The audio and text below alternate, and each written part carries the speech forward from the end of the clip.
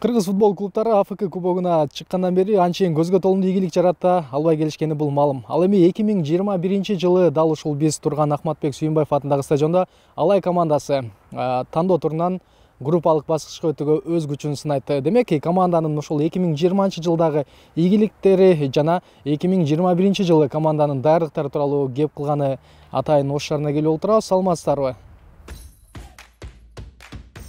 Алай командасы өзүнүн 60 жылдык тарыхында көптөгөн окуяларды жана өйдө төмөн жыйынтыктарды башынан кечирген. Андыктан акыркы 5 жылдагы клубдун абалы, команданын өрчүп келе жаткан кризистик абалы өзүнүн жыйынтыгын берди десек болот. Эгерде тагыраак белгилей турган болсок, анда 2020-жылдагы Оштун башкы командасынын турнирдик жыйынтыгы. Акыркы сезондогу Алайдын оюну команданын системалык маселелери бар экендигин ачыктап койду. Бул көрүнүштү жалпы футбол коомчулугу байкап, команданын көрөрмандары дагы белгилеп жатты. Аргумент катары таксандарга токтолсок, анда Алайдын сезондун башталышындагы ийгиликсиз оюндары жана сезондун жыйынтыгындагы 5-орну бардыгын ачык айтып түшүндүрүп турат десек болот. Былтыркы 2020-жылда биринчи жарымында айттым го, биздин легионерлерибизге мындай кармап ушул жерде тренировка кылып аттык да, эч ким эч жакка кеткен жок. Футболисттерибиздин бардыгы ооруп чыкты. Коронавирус менен эч ким мындай оорубады, даже мен өзүм ооруп чыктым. Балдардын баардыгын ушул жерде өзүбүздүн врачыбыз күчтүү болгон үчүн Хашимов Абдулла деген врачыбыз өзү ушул жерден обсервация кылып стадионду эч жакка чыгарган жокпуз балдарды. Ушул жерден баардыгын дарылап, ушул жерден баардыгын чыгардык. Андан кийин бизге федерациядан жооп бергиле балдарга деген бир эме келди, чечим келди. Биз балдарды жооп бергенбиз үйүнө. Өзбекстандык легионерлер Өзбекстанга кетишти, Россияныкы Россияга кетишти. Үйүнө кеткенден кайра бир жумадан кийин футбол кайра башталып калды. Эмне кылабыз биз? Легионерсиз биринчи бөлүмдө легионерсиз, оюнчуларысыз өткөздүк. Бул сезондо пандемия менен биргеликте Алай командасынын оюнчуларын айлык маянанын кечиктирилип берилиши, жатакананын шарттарынын начарлыгы оор түйшүккө салды. Мындан улам оюнчулар команданын президенти Талайбек Сарыбашевке машыктыруучулар менен команданын жетекчилиги кетсин, же биз кетебиз деген талап менен кайрылган. Бирок мен жетекчиликке талаптарды койдук. Азыр эми ошолордун мындай кызматын кароо боюнча дагы мындай сүйлөшүүлөр жүрүп жатат. Быйыл эми азыр айтпадым, мына 1-январга чейин ошол жаңы оюнчулар менен келишимдер түзүп, ошо коңшу мамлекеттер менен Россия, Бразилиянын оюнчулары менен мына сүйлөшүүлөр жүрүп атат. Быйыл эми ушул Афганын жакын арада мына бир 15-20 күндөн баштап даяргерчиликтер башталат да. Анан эми ушунун даяргерчилиги менен, жыйынтыгы менен алардын дагы мындай кызматка болгон жоопкерчилигин карайбыз да. Бул Алай көрөрмандарынын бизге койгон сындарын биз туура эле кабыл алабыз. Себеби бизде сындап турса, биз ошончолук чейре алабыз да. Себеби бизди канчалык сындаган сайын ошончолук бизди өзүбүз көрбөй турган иштерди көрүшүбүз мүмкүн да. Аны биз туура кабыл алып, туура мындай сындарды туура кабыл алып, туура иштегенге аракет кылабыз. Жетекчилик алмашпаганын билген оюнчулар 2021-жылдагы сезондо Алай командасына калуудан баш тартып, капитан Адылжан Абдрахманов, легионерлер Жоэл Кожо, Тимур Талипов жана бир нече алдыңкы оюнчулар клуб менен келишимин узарткан жок. Командадан балдардын кетиши, булар көбүнчө жакшы ойногон балдардын контракттары бүттү. Контракттары бүткөнүнө байланыштуу алар өздөрүнүн каалоосу менен кайсыл жакка барып ойношун алар өздөрү чечет да. Контракт бүткөндөн кийин кааласа калат. Кааласа башка мамлекетке барып ойнош или башка команда өткөнгө өзүнүн акысы бар. Аны мен зорлоп же мондай кылайлы деп же бир эме алып калганга менин акым жок. Алай командасы өлкө чемпиондугунда ийгилик жарата албаганы менен Кыргызстандын кубогун жеңип, АФК кубогунун тандоо турuna жолдомо алуу менен биргеликте жетекчиликтин аткарган иштерине ичи жылбаган көрөрмандарды бир аз тынчтандыра алды.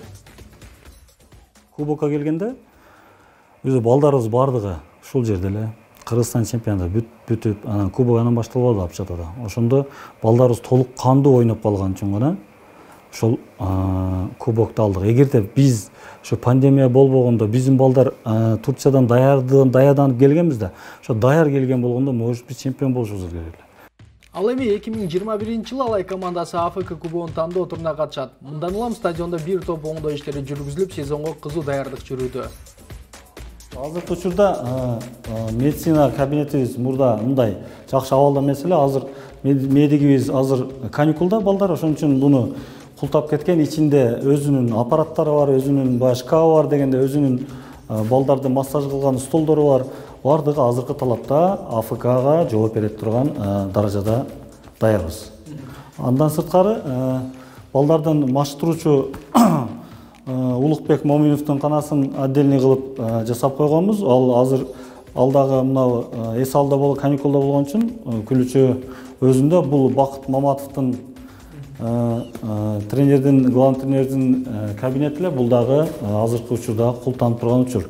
Эми дагы бир жаңы эме, могу комната култанып турат. Буну балдарыбызда окуу процессин мындай теоретически мен ушул бир эмеде кылайлы деп ичин жаңы кылып азыркы мезгилде бардыгын жакшы даярдап койгонбуз да. Жатаканаларын көрсөк болобу, ачык болсо? Макул. Бул эшик болсо допинг контроль деп коет.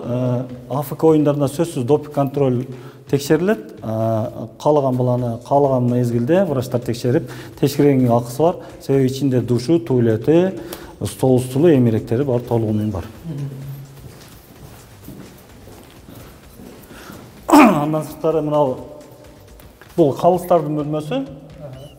Калыстар ушул жерге чечилген. Бул өзүңөргө тиешелүү журналисттерге атай биз бул комнатаны жасаганбыз.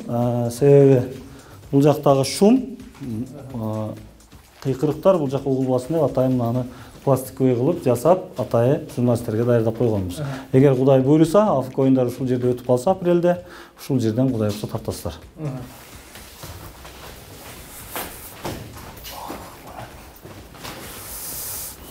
Лоджа ачык экен, мыяк.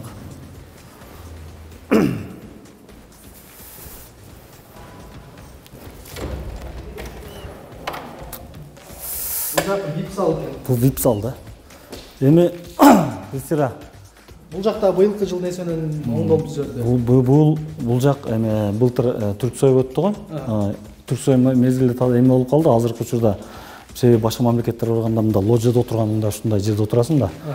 Биздин деле азыр мында уяла турган жерибиз жок да. Ушундай комнаталарды жаңы кылып жасап, Кудай буйруса ушунун ичинде келген коноктор, келген мыймандар, башка мамлекеттен келгендер ушул жерде көрүп, эркин эс алып отуруп кете турган жер таза. Команда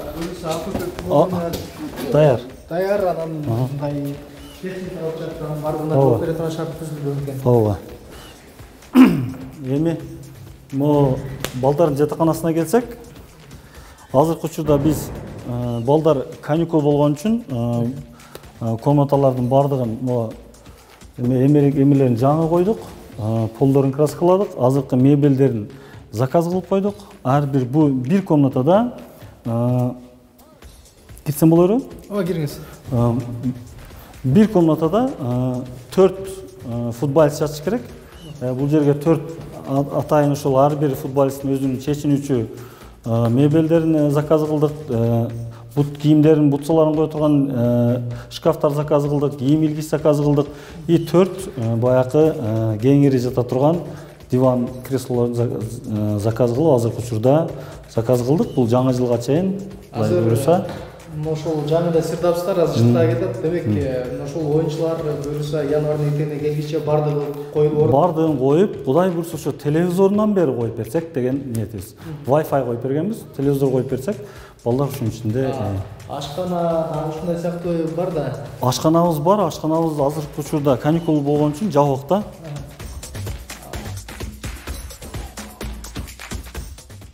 Футболчулар үчүн 4 комнатабыз бар, 4 комнатабыз уже даярдалып бүтүп атат. Азыркы учурда мо кирип тартсаңар болот. Эми эң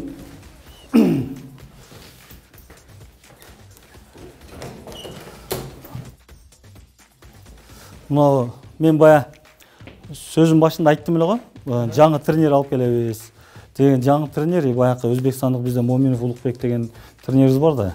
Ошол экөөнү ушул жака жайгаштырсак, себеби былтыр место жок болуп, бул жерге жаңы эки диван коебуз. Бул жерге да баягындай эки адамдык чечине турган шкаф, бут кийим илгич и баягы телевизор, эмеректер менен баарын камсыз кылабыз. Бул жерде өздөрүнө стул коюп, бул жерде иштешет, чай ичет дегендей.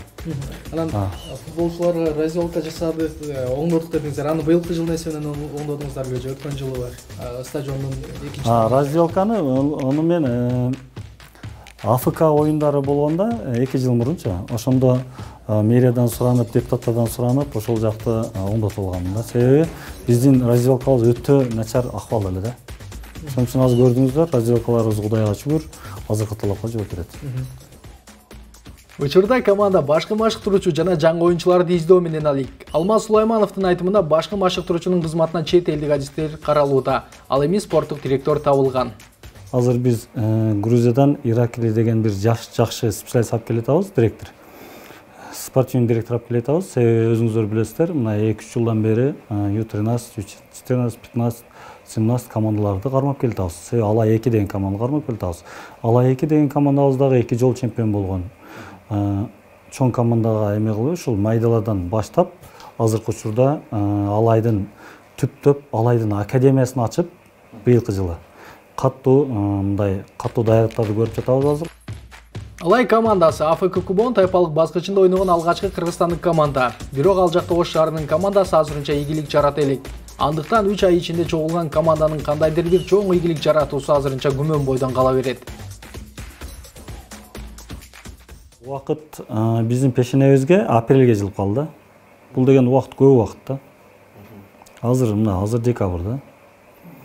Ошон үчүн мен ол жоготкон эмеге мен мындай эме болбойм да, себеби Кыргызстанда Кудайга шүгүр футболисттер.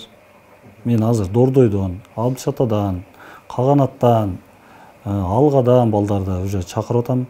Андан сырткары легионерлер боюнча азыр айтып кеттим, главный тренер келсе аны менен биз балдарды мындай эме кылып койгонбуз, мындай сүйлөшүп, мындай 50% сүйлөшүп койгонбуз да. Киши келсе, анан 10 кишинин да оюн угушубуз керек да. Главный тренер жооп берет да, туурабы? Оюнга. Ошон үчүн главный тренердин да оюн угайлы деп атабыз да. Анан кийин ол балдарды чакырыш оңой эле. Ойнотуп бул жерде көрсөтүш кыйын. Бул жылы Алай футболдук клубу тарыхында алгачкы ирет демөөрчү менен 1 миллион сомдук келишимге кол койду.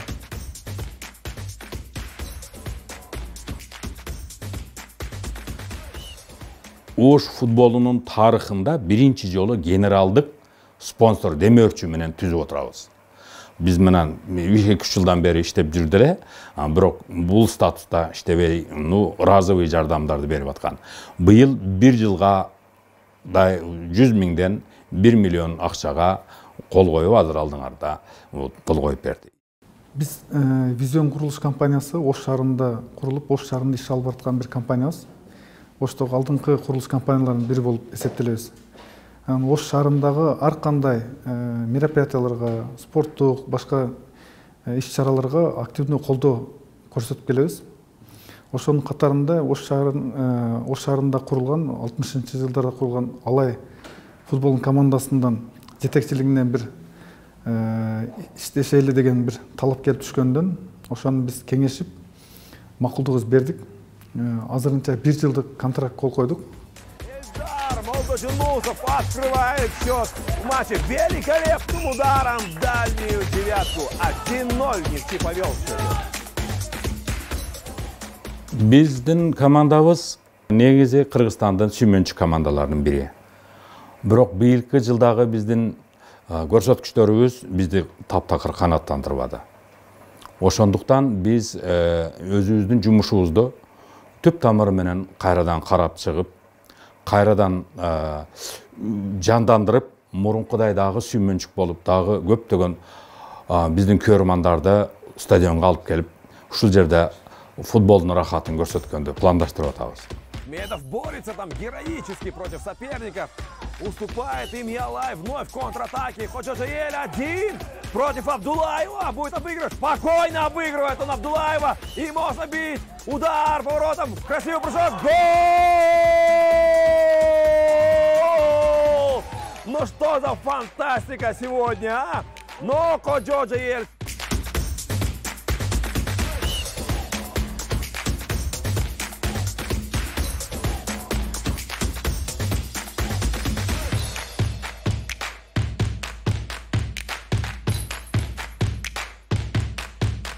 Эки миң жыйырманчы жылы Алай командасынын ошол жетекчилигине оюнчулар тарабынан, көрмандар тарабынан бир аз нараачылыктар айтылып келген. Дал ошол суроолорго биз бүгүн шаардын мэринен, команданын жетекчисинен жооп алууга болушунча аракет кылдык. Андан сырткары ошол 2021 жылы Алай командасы кандай максатта бара жатканын дагы силерге ачып берүүгө аракет кылдык. Чындыгында мунун бардыгын көрмандар үчүн көргөн аракетибиз. Албетте силердин суроолоруңуздарга кийинки берүүлөрдө дагы жооп алып берүүгө аракет кылабыз. Аман туруңуздар.